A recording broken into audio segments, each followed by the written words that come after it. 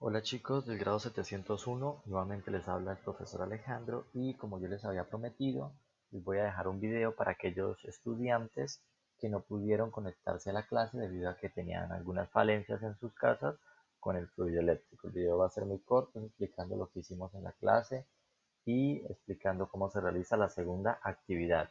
Chicos, recuerden que están quedados en la primera actividad. La primera actividad la hicimos hace 8 días. Yo se la resolví casi completa durante la clase. Hay estudiantes que aún no me la han enviado. Recuerden que dijimos que solo teníamos 8 días para enviar esa actividad, que si ustedes no me la enviaban durante esos 8 días, pues ya después iba a empezar a calificar con una nota mucho más baja y hasta hoy había plazo para que ustedes me enviaran esa nota y podérsela calificar sobre 5. Así que por favor pónganse pilas porque se están quedando atrasados. Mire, con la de hoy ya se les acumularía 2 actividades. ¿Listo? Entonces vamos a empezar. La clase anterior habíamos hablado de 2 modelos atómicos. El modelo atómico de Dalton y el modelo atómico de Thomson. Esos fueron los 2 primeros modelos atómicos. Ahora vamos a hablar de otro modelo atómico. El modelo de Ernest Rutherford. Entonces nos dice que en el año 1911 Rutherford, teniendo en cuenta los conocimientos que ya había dejado Thomson, que era su predecesor en cuestiones del átomo, entonces formuló una nueva teoría atómica o formuló un nuevo átomo. ¿Cómo lo formuló? Para él poder, digamos que, plantear su átomo como tal, él hizo un experimento el cual se le llamó el experimento de la lámina de oro. Entonces, ¿qué fue lo que él hizo? Él colocó una lámina de oro muy delgadita, como se muestra aquí, una lámina muy delgadita, una lámina de oro. Y lo que hizo fue bombardearlos con diferentes partículas de luz. Entonces él se dio cuenta que al bombardear esa lámina de oro, que era muy delgadita, había unas partículas. Bueno, acá le ponía esto para recolectar a ver qué pasaba con las partículas. Entonces al bombearlo, al hacer estallar esas partículas con la lámina de oro, entonces se dio cuenta que algunas partículas, mire, como ustedes ven, pasaban de largo, ¿no es cierto? Pasaban de largo. Otras se desviaban un poquito, no pasaban de largo, sino que se desviaban un poco. Otras se devolvían. ¿Listo? Entonces él observó eso. Entonces él al observar eso, él dijo, hay algo, debe haber algo que las deja, hay un espacio vacío que las deja pasar, pero hay algo en el núcleo, en el centro o dentro de la lámina de oro que no las está dejando pasar. Aquí tenemos una imagen mejor. Entonces, aquí tenemos las partículas alfa que él bombardeó, la lámina de oro, ¿no es cierto? La lámina de oro, si la pudiéramos ver por dentro, pues miraríamos lo que son los átomos, ¿no? Los átomos. Entonces él dijo, mire, hay algo en ese centro que hace que las láminas, que las partículas se desvíen. Mire, hay algo en el centro que es muy fuerte que hace que las partículas se desvíen. Entonces, teniendo en cuenta eso, él dijo que ese algo eran unas partículas de carga positiva llamadas protones, ¿listo? Además, él concluyó, con base en ese experimento, concluyó de que ese algo que había ahí en el centro, que no dejaba que las partículas atravesaran, era un núcleo. Entonces, desde ahí él propuso que su modelo atómico ya no iba a ser como el de Thomson, que era solo una esfera con partículas negativas, sino que su átomo iba a tener un núcleo central en el cual íbamos a encontrar los protones y alrededor de ese núcleo íbamos a encontrar los electrones. ¿Qué pasa? El átomo tiene mucho espacio vacío. Todo este espacio vacío que ustedes ven aquí, todo este espacio, por ahí era que pasaban las partículas que podían atravesar. Las que no pasaban por ahí, sino que pasaban por el centro, pegaban con el núcleo y se desviaban, chocaban y se desviaban, chocaban y se desviaban. ¿Listo? Entonces, por eso él propuso los siguientes enunciados. Bueno, teniendo en cuenta su experimento. El átomo está formado por un núcleo central y una zona externa o corteza donde se hallan los electrones que giran alrededor del núcleo. El núcleo en el núcleo se concentra casi la totalidad de la masa, ¿no es cierto? O sea, en el núcleo es donde va a haber más masa, el resto va a ser puro espacio vacío. Los electrones comparados con los protones son extremadamente pequeños y ligeros, mucho más livianos que los protones. ¿Listo? Dice, los átomos que conforman la materia son neutros, eso también ya lo había dicho Thomson, ¿no? ¿Qué quiere decir que eran neutros? Que tienen igual cantidad de cargas positivas que de cargas negativas. La materia está casi vacía, el núcleo es 100 veces más pequeño que el radio del átomo. Entonces él nos dice una comparación, dice, si comparáramos el átomo con un estadio de fútbol, ¿no es cierto? Todo el átomo es un estadio de fútbol. El núcleo, que es donde están los protones, es como si pusiéramos un granito de frijol en el centro del campo. ¿Listo? Ese sería el núcleo. Y todo el resto del campo es el lugar en el cual van a estar girando los electrones. Por eso que se dice que casi todo ese lugar es espacio vacío, porque el único espacio que está ocupando es el que ocupan los electrones y el que ocupa los protones en el núcleo del átomo. ¿Listo? Cuando el átomo suelta electrones, el átomo se queda con carga negativa, convirtiéndose en un ion negativo. Pero si por lo contrario el átomo gana electrones, la estructura será positiva y el átomo se convertirá en un ion negativo. ¿Qué es lo que quiere decir eso? Recuerde que ya hemos hablado de que los átomos eran eléctricamente neutros, ¿no? ¿Qué quería decir eso? Que tenían igual cantidad de cargas positivas que de cargas negativas. Entonces, hasta ese momento en el núcleo, en el átomo de Rutherford, solo se había descubierto el protón y el electrón. Todavía no se había descubierto el neutrón, solo el protón y el electrón. Entonces él decía que en el núcleo, en el centro, iba a estar el protón, y ahí era donde iba a estar casi toda la masa. Entonces, ¿qué pasa? Si ustedes ven aquí, nos dicen que este átomo es eléctricamente neutro. ¿Por qué es eléctricamente neutro? Porque tiene la misma cantidad de cargas positivas que negativas. ¿Listo? Entonces, vamos a agregar más cargas positivas. ¿Listo? Si ustedes ven ahí, este átomo sigue siendo eléctricamente neutro, porque mire, tiene 3 cargas positivas, 3 protones, que lo podemos ver aquí, 3 cargas positivas y 3 electrones, 3 cargas negativas. Pero si agregamos un electrón más, resulta que este átomo ya no va a ser neutro, sino que va a quedar en forma de ion. En este caso va a quedar cargado globalmente negativo. ¿Por qué queda cargado globalmente negativo? Porque va a tener más cargas negativas que positivas, miren. Hagan de cuenta que las cargas se aniquilan, entonces esta se va con esta, ella se aniquila con esta y esta con esta. Entonces nos queda solo una carga negativa. Entonces por eso es que el átomo queda cargado negativamente. Pero si yo quito electrones, se van a dar cuenta que el átomo ya no va a quedar con más cargas negativas, sino que va a quedar con más cargas positivas. Por consiguiente, su carga global va a ser positivo, es decir, que va a ser un ion positivo. Ojo, yo solo puedo quitar electrones, no puedo quitar protones. Los protones están fijos en su núcleo. ¿Listo? Entonces, ¿qué podemos decir del átomo qué podemos decir de Rutherford? Digamos que a grandes rasgos, lo que hizo Rutherford, el gran aporte de Rutherford fue que primero determinó de que el átomo tenía un núcleo central. En ese núcleo central nos dijo que iban a estar los protones y alrededor de ese núcleo central iban a estar girando los electrones, ¿listo? En unas órbitas inestables, ¿no? Que iban a estar girando alrededor de ese núcleo. Por eso aquí nos dice, mire, la representación gráfica del modelo es protón en el centro, que sería el núcleo, y alrededor de ese núcleo van a estar girando los electrones. Recordemos que los protones tienen carga positiva, mientras que los electrones tienen carga negativa. Posteriormente, y retomando las ideas de Bohr, de Rutherford, el siguiente modelo atómico que se propuso fue el modelo de Bohr. ¿Listo? Entonces, el modelo de Bohr era muy similar al modelo de Rutherford, solo que Bohr, recuerden que cada uno de los científicos iba mejorando el modelo atómico anterior. Entonces, Bohr trató de corregir algunas incongruencias que hagan en el modelo atómico de Rutherford. ¿Listo? Entonces, él describió en el modelo atómico de Bohr, ya así aparece el neutrón. Entonces, Bohr nos decía que efectivamente en el átomo había un núcleo central en el cual estaban los protones y los neutrones.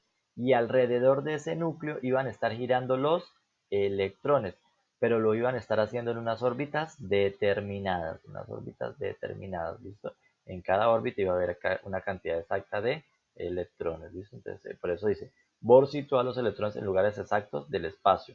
Entonces, se le llama también el modelo planetario, ¿listo? Porque en cada una de estos lugares, de estas órbitas que es donde van a estar los electrones, va a haber una cantidad determinada de electrones. Por ejemplo, si ustedes se dan cuenta acá, yo no puedo poner más de 2 electrones en la primera órbita. Mire que por más que intente, no se va a quedar ahí.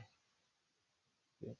Si yo quito uno, él tiende a llenarse. Es decir, que en el primer nivel, en la primera órbita, solo vamos a poder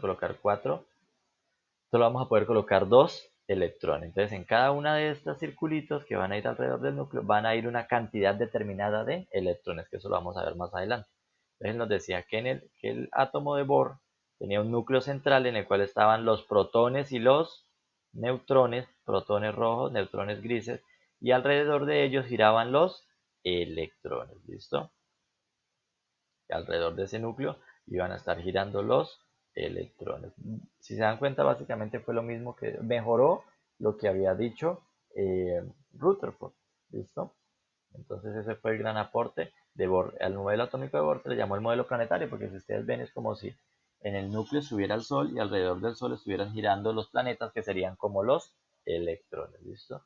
Entonces eso fue el modelo atómico de Bohr. Posteriormente a Bohr, ¿no es cierto? Entonces llegaron varios científicos que fueron los que establecieron el modelo atómico que tenemos actual, que se llama modelo atómico mecánico cuántico. Entre esos científicos tenemos a Max Planck, a Louis de Broglie, a Heisenberg y a Edwin Schrödinger. Entre ellos, ¿no es cierto? Entre los aportes y las investigaciones de ellos, fue que se juntaron todas estas teorías para formar o para dar explicación al modelo mecánico cuántico, que es el que nosotros estamos utilizando, el que está más vigente, que se está utilizando para explicar toda la materia, ¿listo?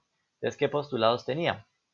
Dice que efectivamente, como ya habían dicho sus predecesores, el átomo estaba formado por un núcleo central donde estaban los protones y los neutrones, y alrededor de ese núcleo, en una nube, íbamos a encontrar una nube electrónica, es decir, alrededor de ese núcleo íbamos a encontrar una periferia que era donde iban a estar girando los electrones.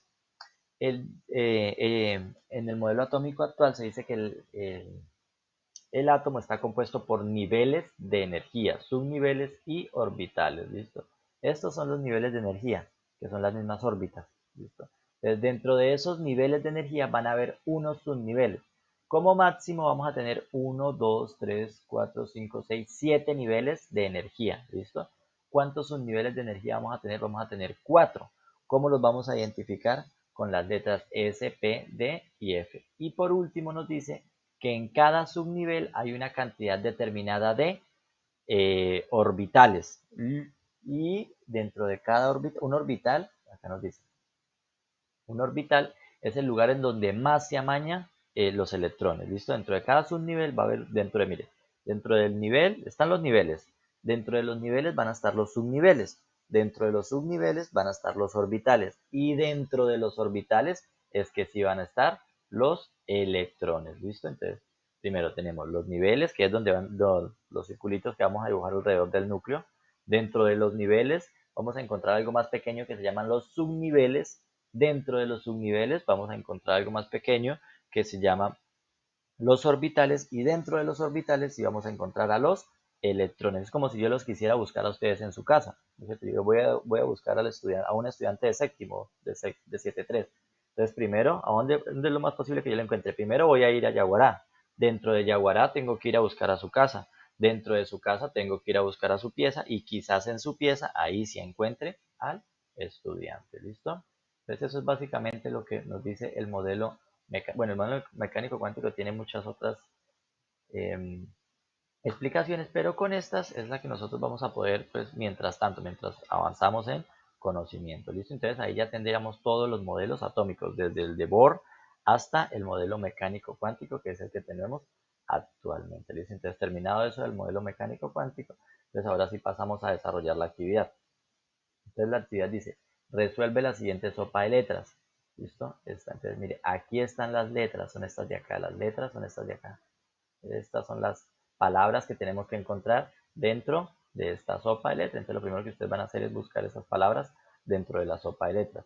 La segunda dice, una vez encuentres las palabras, realiza un cuadro comparativo entre los científicos que formuló cada modelo atómico, colocando en cada casilla la palabra relacionada con el modelo. Entonces, voy a hacérselo acá aparte.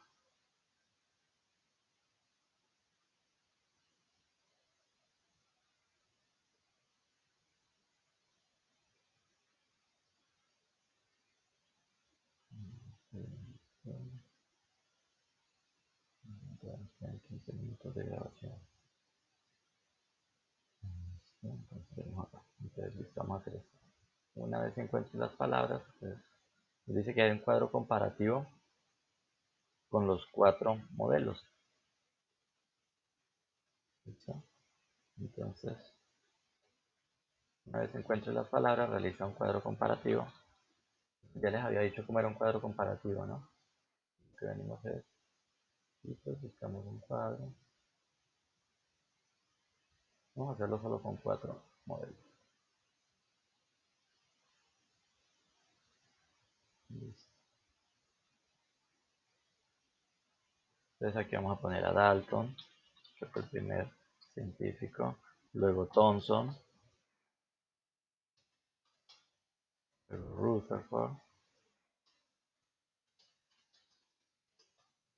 Rutherford, y por último Bohr. Miren cómo son nada también mayúscula. Rutherford y Bohr. Listo, ya tenemos los 4 científicos. Entonces ahora, ¿qué es lo que vamos a hacer con las palabras que ya les había dado todo? Se va a hacer con estas palabras.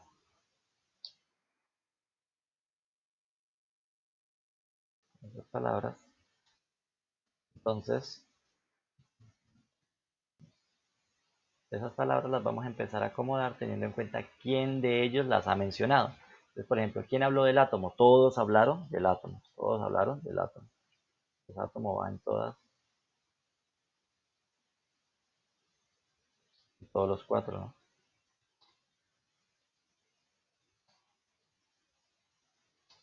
Listo. Luego, ¿quién habló del electrón? Dalton no habló del electrón. El que habló del electrón. ¿Desde dónde se habló del electrón? Desde Thomson, que fue el que lo descubrió. Entonces, aquí ponemos electrón. Aquí también iría electrón. Rutherford, en el de Rutherford también se habla del electrón. También se habla del electrón. ¿Listo? ¿Quién habló del protón? Del protón como tal se vino a hablar desde Rutherford. Lo descubrió. Es el protón, y Bohr también ya hablaba del protón. ¿Listo? Luego del neutrón. Resulta que el del neutrón solo se vino a hablar el señor Bohr. Fue el único que vino a hablar del neutrón. ¿Listo? Ya pusimos Thomson, Dalton, Null. ¿Quién decía que el átomo era eléctricamente neutro? Pues desde Thomson se empezó a decir y se empezó a determinar que el átomo era neutro. Neutro. ¿Quién dijo que el átomo era una esfera compacta? Pues eso lo dijo John Dalton. Esfera y compacta, lo dijo John Dalton. ¿Quién dijo que parecía un pastel con pasas? Pues eso lo dijo Thomson.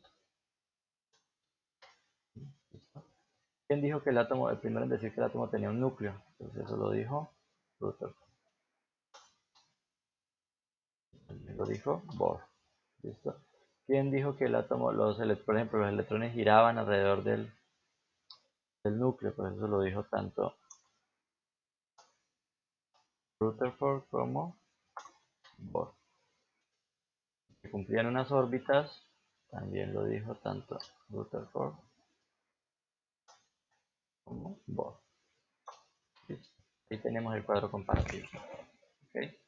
Ahí está el cuadro comparativo. Este es el de la segunda pregunta. Ahora vamos para la tercera. Dice, con las palabras realiza una oración coherente referente a cada uno de los modelos atómicos. Con estas mismas palabras vamos a crear un párrafo, una oración que involucre estas palabras y que describa cada uno de los modelos atómicos. Entonces, por ejemplo, podemos empezar de la siguiente manera. Con las palabras que tenemos aquí, ¿no? Esta ya es la tercera.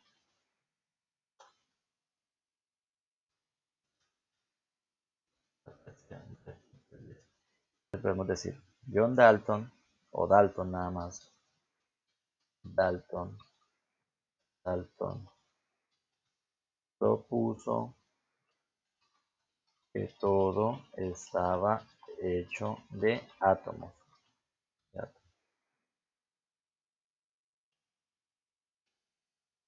Todo estaba hecho de átomos, los cuales eran una esfera compacta.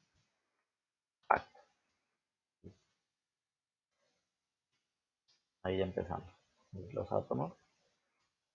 Entonces, mire, ya utilizamos varias palabras. Ya utilizamos átomo, ya utilizamos Dalton, ya utilizamos esfera compacta. Listo, ahorita ponemos coma. Después llegó Thomson, puede ser llegó Thomson.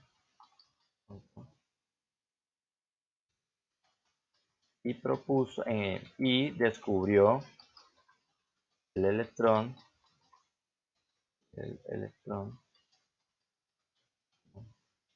y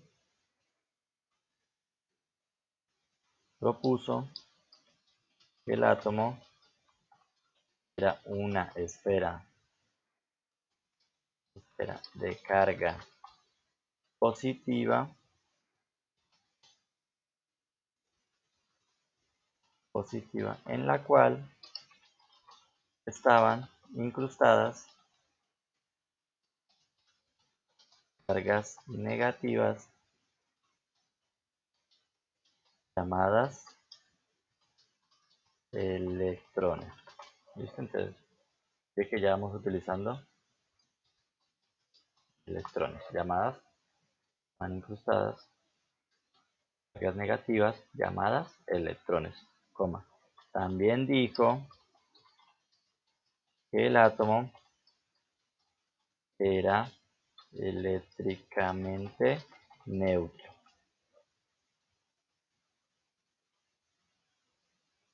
¿Listo?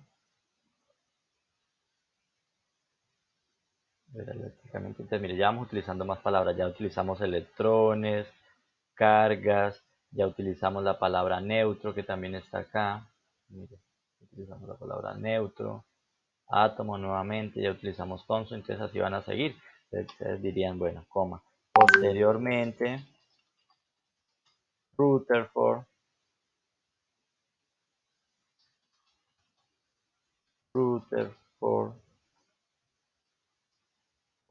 propuso su modelo en el cual consistía en un núcleo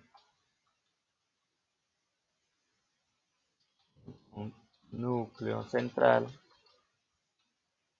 donde estaban los protones y alrededor de él giraban los electrones. Ya utilizamos otras dos palabras como protones y electrones, ¿listo? Y así sucesivamente hasta que puedan utilizar la mayor cantidad de palabras. Esa sería la tercera.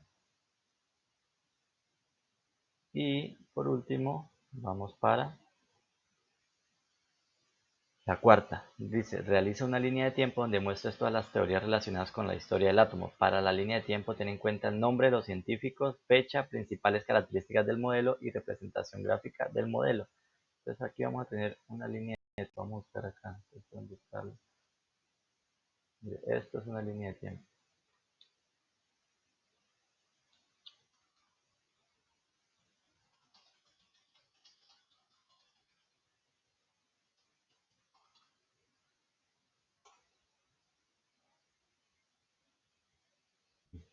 Entonces una línea de tiempo lo que hace es mostrarnos desde los primeros que hablaron hasta los últimos. Entonces, ¿qué van a tener ustedes en cuenta para hacer la línea de tiempo? Van a describir el nombre de la persona, el año y las principales características. Por ejemplo, podrían decir Demócrito 440 a.C. ¿Cuáles fueron los principales aportes de Demócrito? Que dijo que toda la materia estaba hecha de pequeñas partículas y la llamó átomos. ¿Listo? Y hacen el dibujo. ¿Cómo sería el dibujo de Demócrito? El dibujo de Demócrito él dijo que eran pequeñas partículas, pero todavía no dijo nada más. Eran pequeñas partículas llamadas átomos. Luego, después de Demócrito, ¿quién sigue? Sigue Dalton.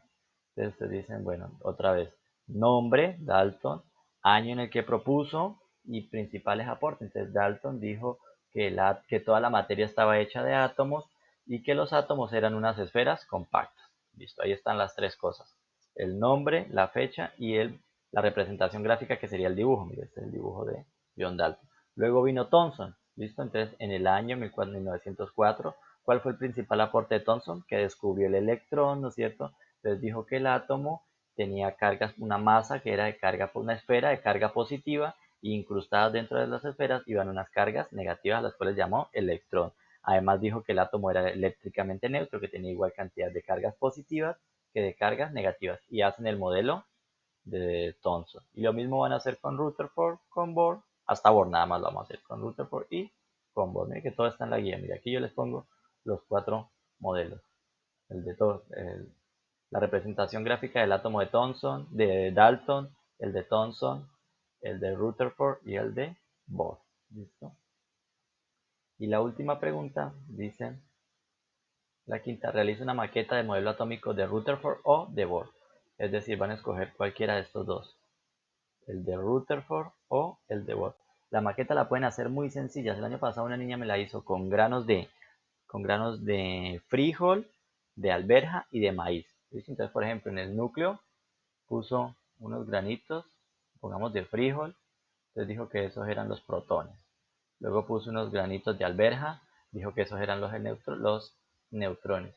y alrededor puso los granos de frijol, que dijo que esos eran los electrones y le quedó hasta bien bonito. Entonces esa sería una forma, ¿no? No es necesario que pongan a comprar una gran cantidad de materiales, no, es una maqueta sencilla con lo que ustedes tengan en la casa, ya sea el del que quieran hacer el modelo atómico de Rutherford o el modelo atómico de Bohr. Listo, chicos, eso sería todo. Este trabajo tienen hasta dentro de 8 días para entregármelo. ¿Listo? Recuerden que me lo pueden enviar por WhatsApp o me lo pueden enviar a mi correo como aparece ahí en la guía. Por favor, no se dejen colgar de los trabajos. Hay niños que ya llevan, ya con este serían 2 trabajos pendientes. Entonces, no siendo más chicos, nos vemos dentro de 8 días en la otra clase.